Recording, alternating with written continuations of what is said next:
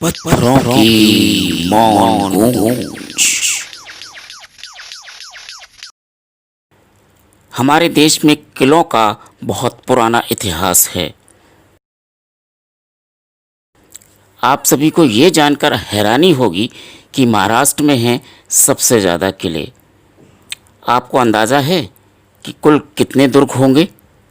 10, 20, 50? नहीं, कोई अंदाज़ा नहीं है। कोई बात नहीं, हम आपको बताते हैं कि महाराष्ट्र में 10 नहीं, 20 नहीं, 50 नहीं, यहाँ तक कि 100 भी नहीं हैं दुर्ग, बल्कि तमाम स्रोतों से जो जानकारी इकट्ठी की उसके बाद महाराष्ट्र में कुल लगभग 656 से अधिक किले होने की पुष्टि होती है। इनमें से ज़्यादातर किले पूरी तरह से अपना वजूद खो चुके हैं। कुछ के नींव के पत्थर बिखरे पड़े हैं, कुछ की बर्बादी नींव तक आ गई है, कुछ खंडहरों में तब्दील हो गए हैं, कुछ किलों की आधी अधूरी दीवारें अपने वैभव की गाथा सुना रही हैं और बहुत कम ऐसे दुर्ग बचे हैं जो आज सैलानियों की नज़र में चढ़े हुए हैं। ये सभी दुर्ग अविभाजित महाराष्ट्र सूबे में थे। आज महाराष्ट्र के कुछ भूभाग गुजरात, मध्य प्रदेश और अन्य समीपवर्ती राज्यों में मिला दिए गए हैं। सन 2011-12 में मैंने खुद दौलताबाद, देवगिरी, शिवनेरी, सिंहगढ़, पुरंदर, प्रतापगढ़,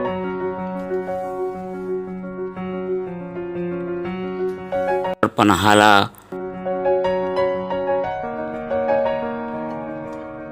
तोरण दुर्ग,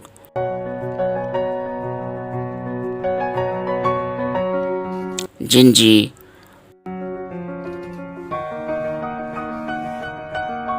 मुरुंड जंजीरा,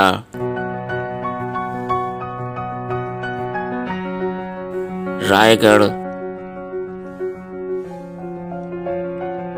राजगढ़ आदि अन्य किलों का फिल्मांकन किया और उनके आलेख लिखे।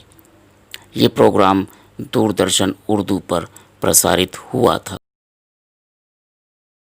इस अंक में हम आपको महाराष्ट्र के एक बेहद खूबसूरत किले के बारे में बताने जा रहे हैं।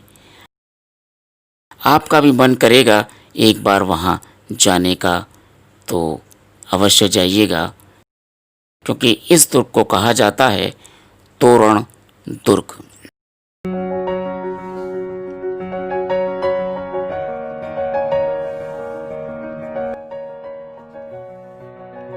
छत्रपति शिवाजी के उदय से पहले मराठा शक्ति दक्षिण में बिखरी हुई थी। उत्तर भारत में मुगल तथा दक्षिण में अहमदनगर एवं बीजापुर सुल्तानों के कब्जे में था। शिवाजी ने इस राजनीतिक परिवेश में सेंध लगाई और पुणे के समीपवर्ती 36 गांवों के सहारे हिंदवी स्वराज की नींव रखी। शिवाजी के नेतृत्व में मराठा शक्ति का विस्तार हुआ और इस विस्तार में महाराष्ट्र के किलों ने अहम भूमिका निभाई। महाराष्ट्र के पुणे जिला मुख्यालय से लगभग 70 किलोमीटर दूर वेल्हे नामक स्थान पर अवस्थित है तोरण दुर्ग।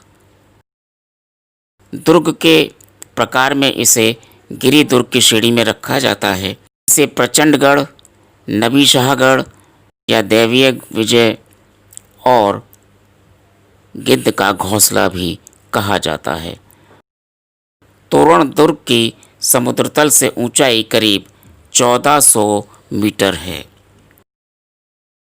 तोरण दुर्ग पुणे का सबसे ऊंचा किला है।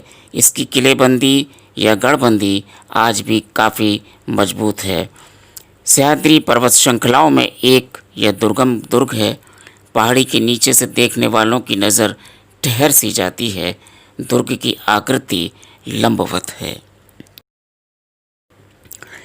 तोरण किले के उत्तर दिशा में कानद नदी क्षेत्र है और दक्षिण में वेलवंडी नदी का इलाका पड़ता है। इसके पश्चिम में कानद का खादर और पूर्व में बामण तथा खरीब खादर हैं। दुर्ग में प्रवेश करने पर जो सबसे पहला दरवाज़ा हमें मिलता है वह बिन्नी दरवाज़ा कहा जाता है और यह पूरा का पूरा पत्थर में गड़ा हुआ है। फिर आप आगे जाते हैं तो कोठी दरवाज़ा हमें मिलता है। किले में जाने के लिए पुणे बेंगलोर राष्ट्रीय राजमार्ग पर बेंगलोर की ओर जाने वाली सड़क पर एक गांव है नसरापुर, जहां से आप वेल्हे गांव पहुंच सकते हैं। पुणे से खड़गवासला बांध से थोड़ा आगे जाने पर खानपुर गांव की ओर एक रास्ता निकलता है, जहां से पावे घाट मार्ग से होते हुए आप वेल्हे गांव पहुंच सकते हैं। 17वीं शताब्दी में राजनीतिक हलकों में ऐसी मान्यता थी कि तोरण किले पर जिसका कब्जा होगा वही आसपास के इलाकों का शासक होगा। शायद इसीलिए शिवाजी ने इस पर कब्जा किया। ऐसा माना जाता है कि 1645 ईस्वी में शिवाजी ने तोरण दुर्ग पर अधिकार कर लिया और फिर इसका जीर्णोद्धार करवाया। सन 1656 ईस्वी में उन्होंने इसका नाम बदलकर प्रचंडगढ़ रख दिया। तोरण वो पहला किला था जिस पर 16 साल की छोटी सी उम्र में शिवाजी ने विजय प्राप्त की और यहीं पर स्वराज की शपथ ली। उस वक्त तोरण दुर्ग बीजापुर के आदिल शाह के कब्जे में था। ऐसा कहा जाता है कि किले की मरम्मत करते समय शिवाजी को कोठी दरवाजे के पास एक बहुत बड़ा खजाना मिला था।